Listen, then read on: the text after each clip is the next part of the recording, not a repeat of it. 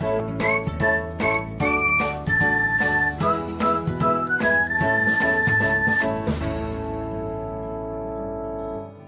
everyone, welcome back to another episode of Technology Glance. Today, in this video, I am going to guide you through how you can not get notifications when your friends stream on Discord.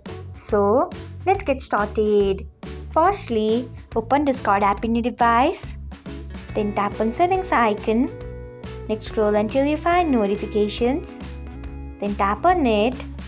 After that, you can see the option of get notification when your friends stream. Turn off it by tapping on it.